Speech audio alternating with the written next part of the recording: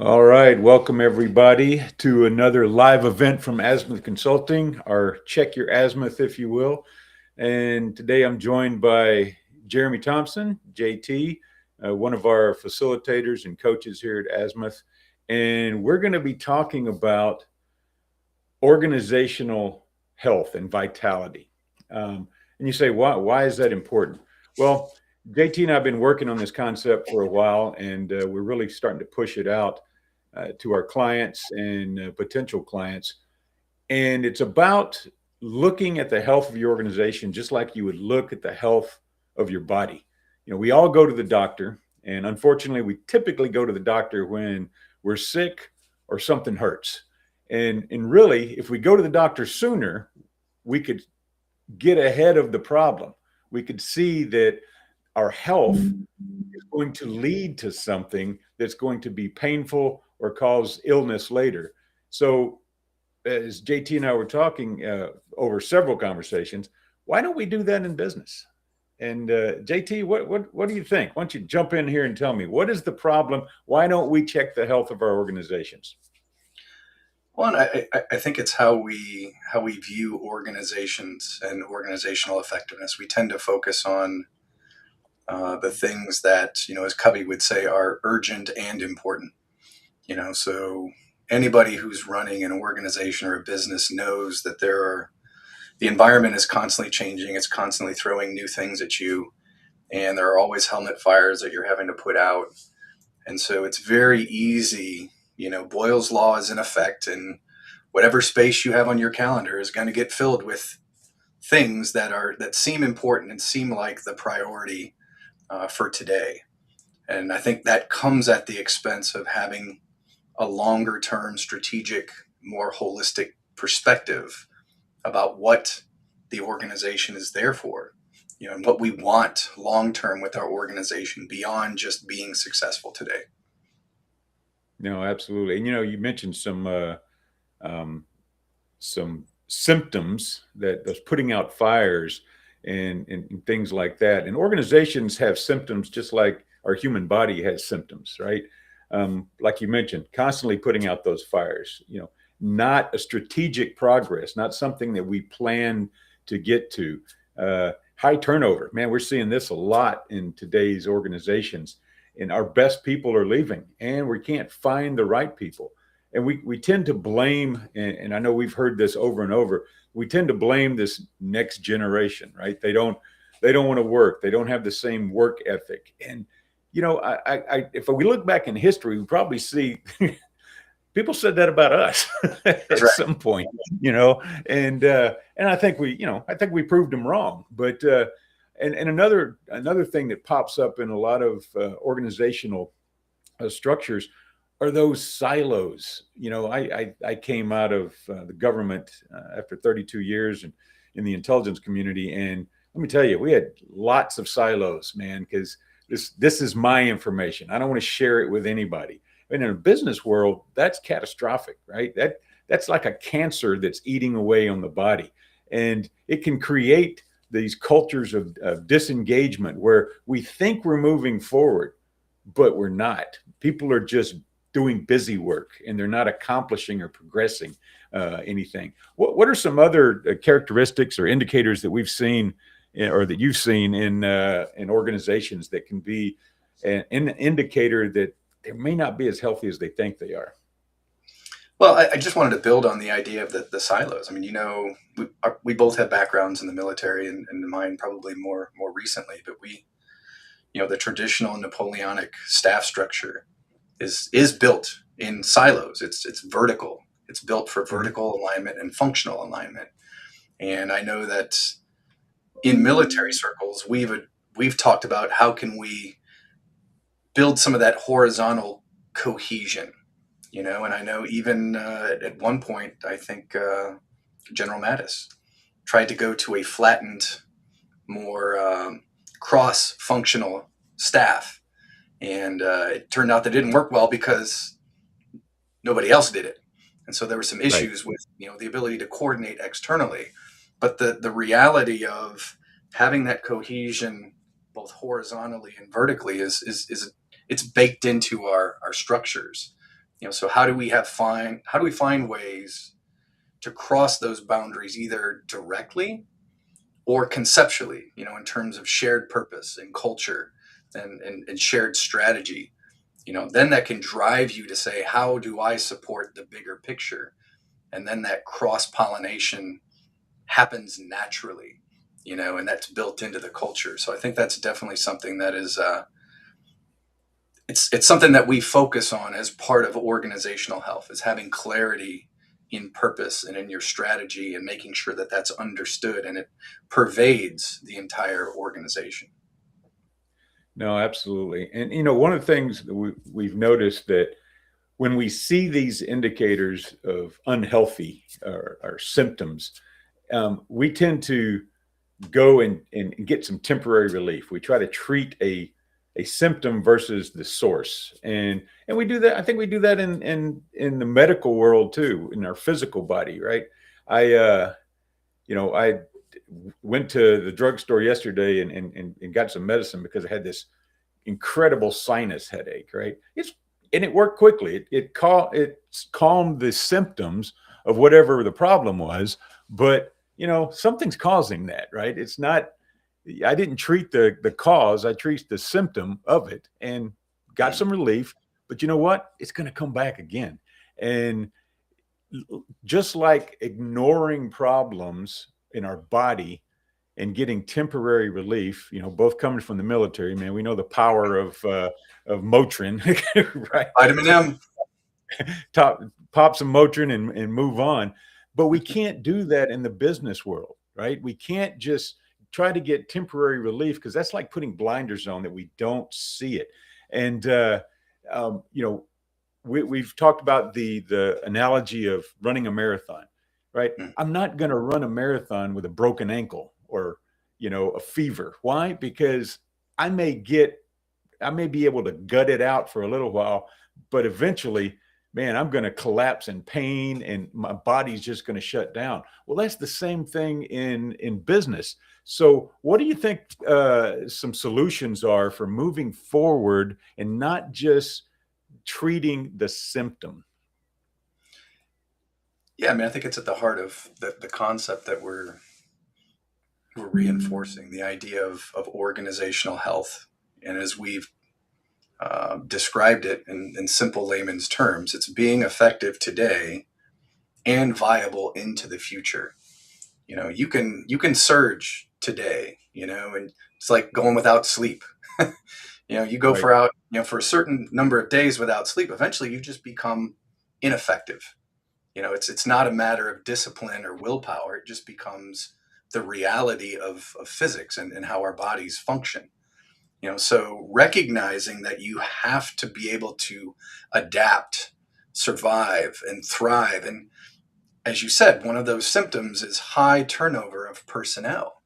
If you're losing people, you got to ask yourself, is it something, I guess, why are they not staying? Do they not feel a sense of purpose? Do they not feel like they have the opportunity to grow within the organization? Do they feel like all the work that they're putting in is either not rewarded, or it's forcing them to operate in a way? It's like trying to sprint a marathon, that you can only go for so long before it starts to show the effects, not only on yourself, but perhaps your family and in some of your other identity roles. So Right. I think all of those things drives you to look at a longer term, more holistic view of what it means to have a viable organization, not just now, but into the future. So looking forward, I guess before we look forward, we got to figure out what is this sick organization look like. And I know we'll talk about it, that idea of the stagnation. And you mentioned several of these things, the silos, and why people leave, because there's confusion, there's misalignment. I don't know why I'm here and I don't know what I'm supposed to be doing. And this is when, and we use the analogy that the metaphor of this tree here, because even though we're talking about the health and applying it to the human body, it's, if I put two pictures of two human beings up here, they would look the same, but you don't know what's going on inside, right? You can't see the cancer from the outside. Just like an organization, I may not be able to see the cancer inside that organization looking from the outside, but from the inside. And this is the best analogy I could see, this dying tree, right? It's sick. The effects of the illnesses are causing frustration, exhaustion, and the people can adapt. And we're not, our organizations, just like ourselves, we're not machines. We are a living, breathing body. And so, what do we need to do to fuel a healthy system? Right? What do you think? Yeah, well, I mean, can I take a quick step back and maybe add to a few of those Absolutely. indicators? Because I think some people who might be listening to this are going, okay, yeah, I hear what you're saying conceptually, but how do I know? How do I know if we're having this kind of an issue? What are some of those indicators, and what's a good litmus test? Um, I'm going to go one back to that slide. one indicator is your ability to be successful requires crisis level energy every time. So if your Explain organization is that. in crisis mode constantly, Mhm. that's a precursor to burnout, and it's a significant indicator of the idea that perhaps the way you're running your organization is not taking into account the long-term viability. You're not doing things in a internally sustainable way. And I get it. I Right. mean, it's the market is changing, the environment's changing, the VUCA environment, the Bonnie environment. There's all kinds of acronyms that talk about how the environment is chaotic and it's constantly changing, and we have to be able to adapt. Um, so how do you build that into your long-term strategy? How do you build the ability to be adaptable in a way that it doesn't require you to be in crisis mode 24/7? Because that's Mhm. unsustainable. So how do you build in the competence that allows you to adapt and do that gracefully over an extended period of time? Other indicators: exhausted people, exhausted leaders, like we talked about, burnout, a culture that suppresses learning because it's all about results and we don't have time to invest in growth and learning and development. That's another indicator that you are constantly in what we would call in the military the tactical fight. You're constantly solving those immediate problems. And then another indicator is that your success in the organization depends on a few key individuals. And if one of those individuals is out for some reason or leaves for some reason, basically it's an indication of fragility in the organization. You're not resilient if you're dependent upon a few key individuals. You haven't built depth in your organization that allows you to surface creativity and to adapt, kind of top down and bottom up throughout the organization. So what you're describing is that kind of that weakest link, right? And if one person leaves, does he take the institutional knowledge with them? And that's, we see it all the time. And you said something else, some excuses that we hear often is, well, I don't have time to develop. We don't have the budget to develop, because they're looking at the development as a debt or a cost and not an investment, right? So I mean, and what we're trying to do is determine, what's the ROI on building a leader, building a strong organization, because it's hard to quantify. It really is. Because we look at the profit and loss sheets and go, well, I spent this much money and only made this much money. But it's more to it than that. So what are some of the returns on investment as an organization that we look at as a living body? What can we hope to see? Well, I think there's some great parallels there, right? I mean, think about if you're constantly in crisis mode personally in your life every day, and you say, I don't have time to fill in the blank with any activity that's going to promote your long term health and wellness, right? I don't have time to cook healthy meals. I don't have time to get in some exercise. I don't have time to get fresh air. I don't have time to meditate. One of my favorite stories about a Zen master was, when Normally I meditate 20 minutes a day, but on those days that I'm really, really busy, I meditate 40 minutes a day. And it just highlights the importance, and the return on investment that comes from some of these very targeted, concise interventions that we know, or habits that we know Mhm. support long-term health. And I'm not saying it doesn't come with trade-offs, and I'm not saying it's not hard, when you've got all of these demands on your time, but I see it as an investment. There's a common phrase in investing that says pay yourself first. So if you're managing your time and you're prioritizing things from an investment mindset in terms of long-term viability, you've got to pay yourself first. And what are those high impact, low investment things that you can do that are really going to pay dividends for you, carrying that analogy forward, if you do them consistently over a period of time? And I think the same thing applies to organizations. If you're not even thinking about it in the terms of long-term viability, then you're not even thinking about what are those little high impact things that you can do to ensure that you are resilient as an organization, and that you're developing your people in ways that they feel valued, and they feel like they have something they can get out of being here. They're not stagnant, and they don't need to Right. leave, to relieve some of that stress and maybe get other opportunities for growth. So just having that view, that longer term strategic view of how your organization is going to be into the future, opens up just a whole different paradigm of how you might prioritize some of those high impact, low investment activities in your organization. Well, we're coming up to the end of the year, and then January is going to hit us, and we all know what happens in January, right? Oh yeah. Everybody sets New Year's resolutions or New Year's goals, and businesses do the same thing. Well, I want my revenue to be here, but one of the things we challenge is, instead of setting goals, set new habits, right? That will in turn produce the outcomes that you're looking for, because we've all done it. We've all set that goal. I want to lose 20 pounds. I want to strengthen by this much. And then, there's a reason why the most of the profit of gyms are made between January 1st and the 1st of March, because, people pay for these gym memberships, but then they stop going because they didn't Right. create the habits, those small, reachable habits in the beginning. My son Logan just ran a half marathon a few weeks ago, and it was his first marathon. He's never done it. Now, he's always been in good shape, but not running shape, because, like his Mm. dad, he doesn't like to run. Right? I'd rather drive to where I'm going, but he was challenged by his father-in-law to, hey, compete in this half marathon.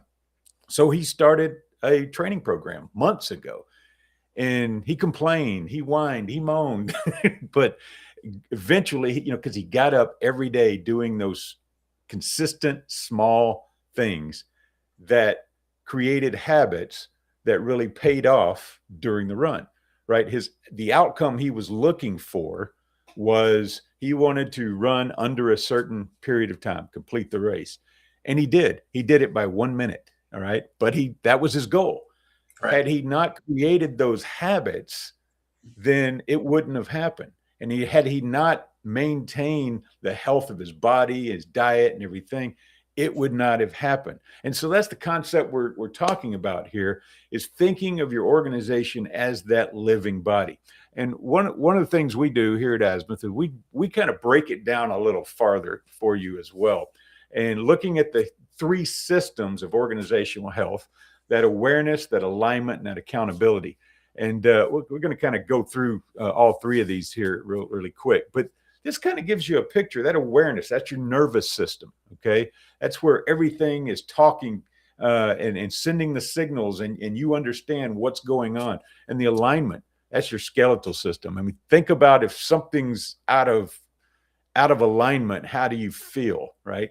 And we see accountability as the muscular system that kind of holds everything together. So let's kind of dive into these individually real quick here. So the awareness, understanding what's going on internally and out and externally of the organization. And we talked about the silos. Well, the goal of this system is to get away from the internal gossip or that gut feeling and really rely on data. Why is that data important, JT? Mm. Yeah, I mean, a big part of some of the one of the classes I'm taking on inquiry is centered around a research on evidence-based decision making, and how well organizations use evidence to make decisions and shape their processes and the outcomes in their organization. So if you're not using evidence, then what are you basing your decisions off of? Again, is it the gut feeling? Is it maybe a superficial understanding? A misinterpretation, perhaps a popular opinion. That can Mm, really drive people in a poor direction. So making sure that you've got the right information to be able to make those decisions. And that's one of the first questions associated with decision making is, one, how much time do I have to make a decision? Do I need to make it immediately? And if I have time, what information do I need that's going to allow me to better decide between different options? And there's the concept of emergence. The more information you gather, you start to frame things and put them into patterns, and you start to build models, and then solutions just naturally emerge. And so that awareness is critical for effective decision making. And being an intelligence person, you know how important information and oh, intelligence is in driving operations. absolutely. So with that concept, thinking about gathering the information and the data, first thing that pops to my mind right now is the use of AI today. So Mhm. we got people on both sides of the spectrum. It's like, no, we're not going to use it at all because it's going to take over the world. And then we've got some that just utilize it exclusively. So, and I believe there's a balance in there. AI is a powerful tool because of its ability to reach out and gather data that we can use. And frankly, it's a lot faster than I am. And so, because, I'm unreliable because I have a limited capacity. But utilizing the AI to help build the strategies and help look inside our nervous system of our organization and kind of identify where is there possible issues that we need to address. How do you see AI in playing a role in building awareness for the organization? Yeah, I mean, it's an evolving situation. You talk about the reliability of the responses you get from AI and how that's changed just in the last couple years. I Mm-hmm. think what we're seeing that's coming out is becoming more and more, I guess, trustworthy, or at least attributable. You can go back and go, hey, where did this come from? And so now if you build your prompts the right way or you use the right tools, you can see where this information is coming from. But, much like intelligence, where is this coming from? Who are we attributing it to? How confident are you in the particular source that you have? And then the age old maxim of leadership is trust but verify, right? I mean, at some Yeah. point you're still gonna have to go through that information and go, does it pass the sniff test? I think that's Mm-hmm. one of the concerns about the use of AI in organizations is that they're so concerned with speed that they just take whatever comes out and they take it as gospel and as truth. And there's a significant amount of risk associated with that. But I do think these tools are going to continue to improve, and people are going to learn how to use them in a way that they can iteratively gather information and follow streams of thought and concepts to different conclusions at a much faster rate. But at some point, it's still going to take the human in the loop and judgment and going back and saying, is this complete? Does this make sense? What's missing? And there's a bias to AI there's almost I think they're finding confirmation bias in Right. AI, and that it wants to support whatever your line of thought is, and be like, oh, that's a great idea. Yeah, I think you're onto something. It's almost like I don't know, talking to your grandmother. Like she's always very supportive of everything. Doesn't mean that you're necessarily getting the best advice. So I don't know. Yeah, Maybe that's I never a thought takeaway. I Take never the thought of AI it like that your way. grandmother. I never thought of it that way, but I did have to go in and start adjusting my prompts to say, look, I don't need my ego stroked. So don't tell me this is a great idea. Be honest with me. If this sucks, tell me it sucks. So, Um, sometimes I do. so I'm very deliberate about it, though. right. So what? Before we move on to the next area, why is being aware of this, aware of our current situation, both as from an organizational standpoint and even as an individual? What is the importance of awareness in roles of growth? Yeah, I mean, if you, I like the military model of decision making, the OODA loop: observe, orient, decide, act. Right, Mhm. and awareness is observing and orienting. Do you have the right information, and how do you put that into context? How do you analyze it? How do you ensure the viability of it? If you if you can't observe and orient effectively, then everything you do based on that, in terms of your decisions and your actions, is not founded on reality. It's I think Stephen Covey mentioned the idea of climbing a ladder that's on the wrong wall, or running very quickly in the wrong direction.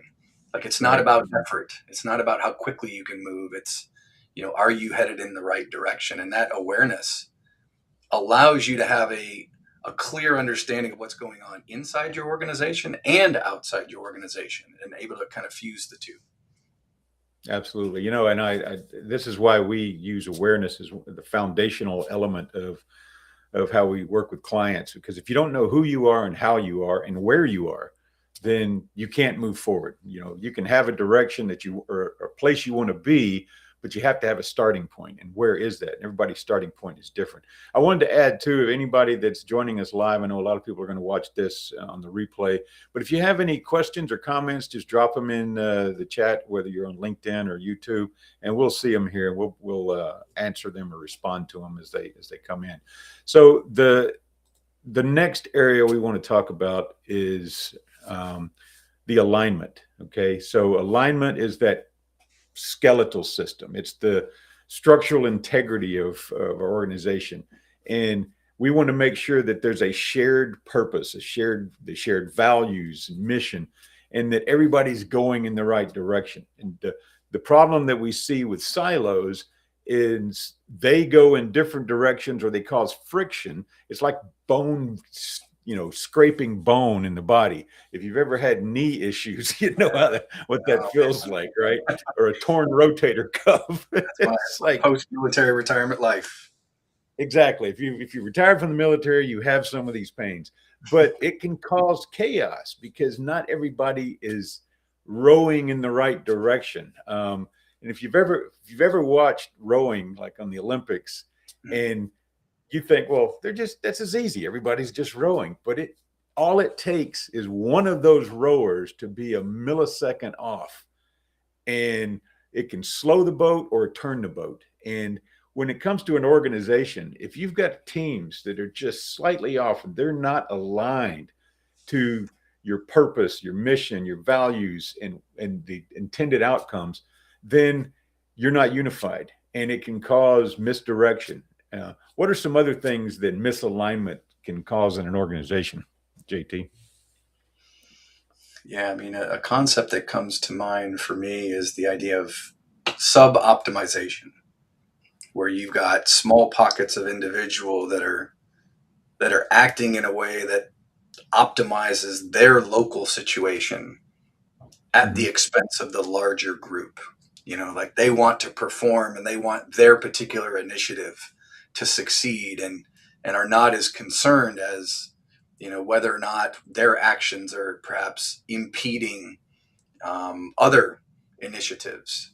And so I think the idea of sub optimization is, it's an artifact of a culture that's not it's not trusting. It's not mutually supporting. It doesn't have a unified vision of Mm-hmm. where they want to go. And if you don't have that, and you're not committed to a goal and a purpose beyond your local situation, then that's naturally what you're going to do.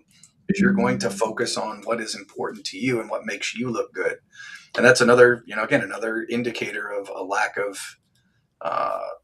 a lack of trust and a lack of comfort and belonging in an organization. If you're like, I have to perform at this level, I don't care about the impact, because if I don't, I know that I'm going to pay the price. Right. And that's another indicator of, I think, a dysfunctional culture. Yeah, I know when I think of misalignment and chaos, our youngest son Ethan played soccer growing up. Right, he started out on the rec team and then got into the travel teams, and watching over the years these kids learn to play the game. Right, it was, you know, they had to learn the basic skills, but they're always looking down. They didn't know where they were going. They didn't move as a single unit. But as they got older and better, you start seeing it's like several boxes on the field were all moving simultaneously Mm. and effectively towards the goal, because now they were all aligned to their purpose to score a goal. They weren't a lot of individual talents. They were taking those individual talents and melding it to a team. And that's the same thing with an organization. We can have great talent on the organization, but you said it earlier, if I'm relying only on that talent, then I'm misaligned, because I'm not pulling everybody else in and to move in the same direction, and I can burn out those key players.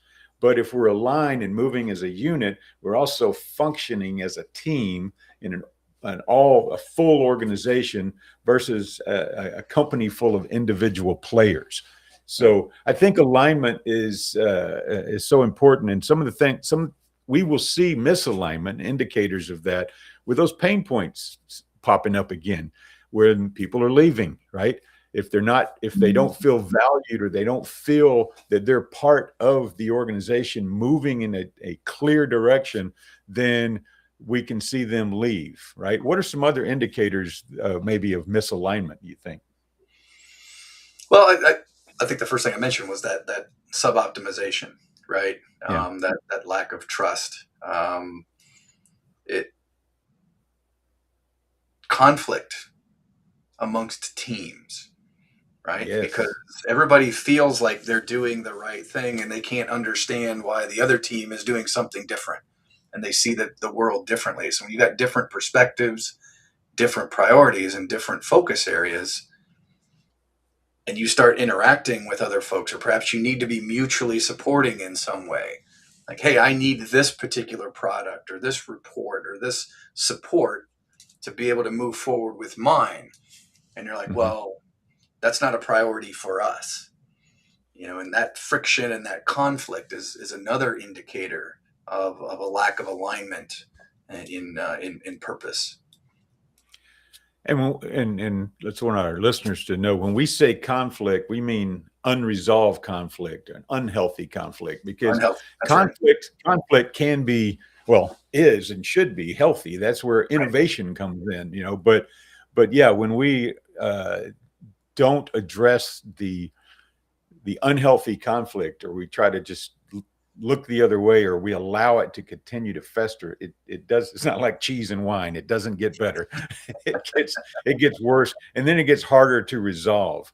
And that conflict, like you said, that lack of trust, it can result in the blame game. And that's kind of what I want to jump on next, is that accountability. All right, now this is the muscular system. All right, these are the behaviors and the systems that allow us to perform at a level of excellence within our organization. We want to move from that blame culture to an ownership culture, meaning that abundance mindset. And this is where a lot of leaders, you want to make sure that you have the fitness in the organization, and that's that culture that supports a high standard and reinforces these behaviors, because we've said it before, every organization has a culture. It's either by default or design. So this is an opportunity to design the culture you want to see and moving from the blame. And when we start blaming one another, that's because we don't trust each other. We don't trust our systems we have in place. But let's talk about what ownership looks like, right?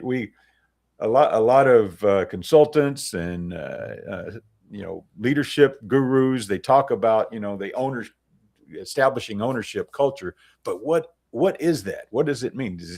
Is it taking blame or accepting blame? What, I don't know. Let's talk about it. Yeah, I mean, I think if you have things in place such as awareness and alignment, then accountability becomes healthy, because it doesn't naturally lead to blame. Accountability in the absence of awareness and alignment naturally leads to blame. So you've got to get those first two pieces in place. And one of my favorite leadership books is Extreme Ownership. And they talk about treating all of these experiences, and this is about culture. Do you see failure as an opportunity to grow and learn, or do you see it as something that must be eliminated? That we're all familiar with the zero defect mentality, right? I mean, I get it. Some people throw out there, well, we've got a no fail mission, right? Like, and that tends to become the norm, and no fail missions. That's great. But if that's the way you function all the time, then how do you grow? How do you learn? Right. How do you make mistakes and get better? Adaptation and growth is inherently based on making mistakes, reflecting, trying something new, and going through that cycle. So ultimately, if you are committed to a particular mission, you're committed to growth, then that failure becomes an opportunity to improve. And again, if you've got that clear awareness, you're like, oh, I see what happened here. I'm going to do this differently because I'm committed. And then you've got this upward spiral of growth that happens, as opposed to a downward spiral of blame and failure and ugly accountability and lack of trust. It just becomes friction and fog, and it just becomes dysfunctional. No, absolutely. And I think when we stay with the scenario of the organization as a human body, if we compare it, then maybe we can think about our own health, right? When I'm sick, I'm sluggish, right? I can't do the things I want to do and should be doing. When I'm injured, maybe I'm limping, I have limited capacity. And that's the same thing with an organization. And that's why we're looking at three systems of awareness, alignment, and accountability, and aligning them to our nervous system, our skeletal system, and the muscular system, because it inhabits the entire body of the organization and allows us to move from a stagnation or chaos into a continuous growth. And we talk about that all the time, JT, where growing as an organization or as an individual is not a one-time deal. It's not a Band-Aid or a fix. It is a continuous process. And in that process, there's several things, that have to happen. But I want to go back to our tree scenario here. And, on the left-hand side here, we see that what happens if we have an unhealthy tree. It's damaged by the environment. It's by lack of care. And eventually it's going to fall down. It's going to rot and decay. But if we want to get to that growth side, right, where the tree is growing and flourishing, and it's got strong leaders, clear communication, we've reduced the turnover, and we have a sustained success, not periodic. There has to be something in the middle. That's that journey that we have to take to get there, and some interventions that may come into play. Just like we go to the doctor, and I'm a type 2 diabetic, and I control it with diet and exercise and some medication. But when I first found out, I go to the doctor and he goes, look, here's the fact. This exists. We can beat this, but here's some interventions you have to you have to put in place. You have to diet, exercise, and we're going to give you this medication. And eventually you can keep it down, right? You can stay healthy and have a healthy life. But what a lot of organizations do when we talk about these interventions, and you mentioned it before, well, I don't have time. I don't, or maybe I don't believe it. Maybe I don't believe I'm unhealthy. Well, then it's going to start showing up in other indicators. So let's talk a little bit about that growth process, or that healthy process of getting from one state to the next. And here's some of the things that we at Azimuth we bring to the table. We talk about that organizational health assessment. So this is kind of, your triage, right? We're going in, we're figuring out what is your current state. Remember, that's the awareness. This is a diagnostic tool. You go to the doctor, hey doc, I got a cough. I've got this pain in my shoulder, right? I may take an x-ray. I'm going to take blood work. I'm going to find out what's going on. So that's the same thing here. Is what we do is we take that organizational health assessment to give us an idea of where your organization is. JT, you want to talk about that a little bit? Yeah, I mean, I think what you see underneath the organizational health assessment are the three components that we would be looking at primarily, in addition to immediate short-term organizational effectiveness. But these three I would see as more of your long-term viability mechanisms and indicators. Mm-hmm. So that assessment is we're going to look at, hey, what is the quality of your leadership? How ready are your leaders to grow? Do they have the right mindset? Do they feel like they have the resources? Are they motivated? Do they feel like there's support for them to grow as leaders? Are they given the opportunities to learn? And is it acceptable in your culture to spend time on personal and professional development of yourself and your people? Or is it all about the bottom line? And if you're not on task today, that's solving some helmet fire, then you're wasting your time. And again, that leads to burnout, and it leads to people who don't feel like they have the opportunity to grow and achieve new things in an organization. Culture and alignment support, that all of the things associated with culture. Our assessment, I think, has about 9 to 10 different indicators of what healthy culture is.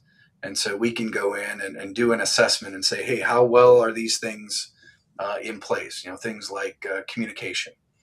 How well do people in the organization believe that communication takes place, right? So it's an indication of how well do you support clarity, awareness, and alignment, right? So that culture, you can see how the indicators of culture all contribute to awareness, alignment, and accountability.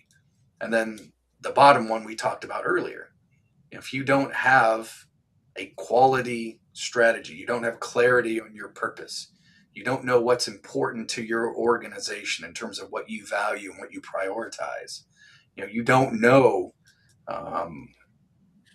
what your vision is for the next 2, 3, 5 years. I think a lot of people are seeing strategic visions are having to necessarily shrink in duration to shorter terms than some of your traditional 5 to 10 year strategies because of the pace of change in the environment. So our health assessment can come in, look at these different factors, and give you an idea of where are you headed. Where do you have your strengths? Where do you have your weaknesses? Again, what are those indicators? What are those symptoms that will give you some leading indicators of problems in your long-term viability of your organization? No, absolutely. And we talked a little bit here about the leadership development. These are all things that we do, but why is it important? We believe everything rises and falls on leadership, and leadership matters constantly. It's not just, hey, I need leadership for this event, this activity, this action, this strategy. It permeates throughout the entire organization. So if you come in with the concept of, well, everybody needs to be developed as a leader, right? And it is a developmental skill. It's not, you're not born leaders, right? No, all leaders are born, but that doesn't mean that you're born to lead. And just like we had in the military, they have a very structured and intentional development program for developing leaders, right? You come in as a young second lieutenant, then I'm not going to put you in charge of a division because you don't have the skill set. You don't have the attitude yet that needs to be developed, the knowledge necessary for it, and you don't have any indicators or displayed behaviors that would lead me to believe that you're capable of leading something larger. And same thing within an organization. And this is something what we've talked about recently is, nobody certifies their leaders. And what I mean by that is, if you want to be a CPA, you need a certification, right? If you want to be a cybersecurity professional, you need a certification. You want to be a wealth management professional, you need a certification. These certifications tell your potential clients or your employers that you have met certain competencies and behaviors that lend to the ability to perform in that area.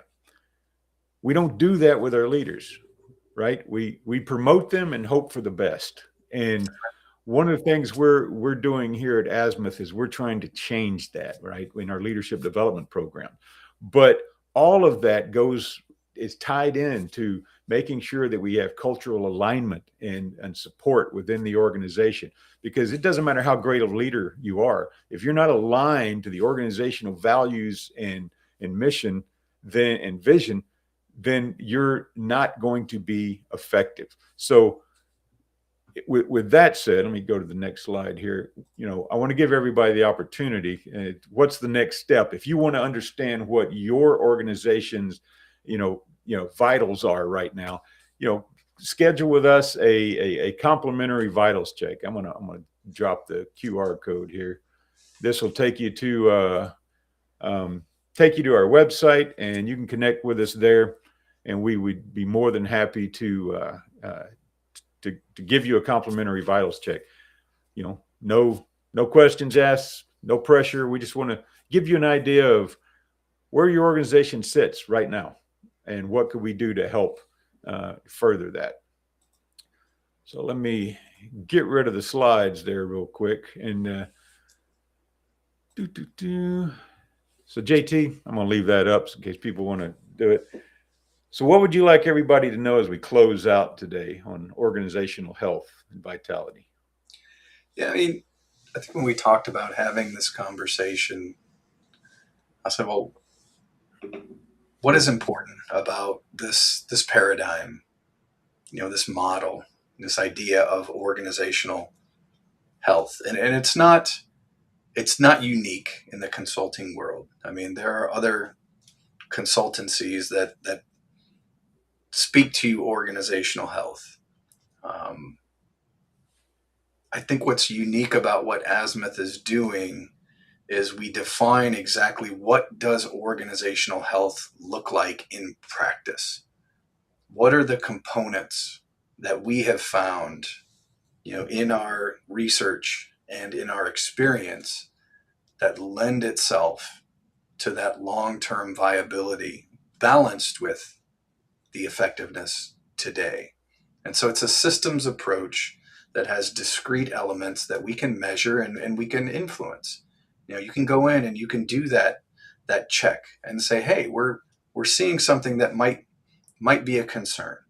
And here's some things you might be able to try out or things that we can help you with so that this indicator doesn't turn into a chronic problem that ultimately undermines your ability to adapt and to thrive into the future.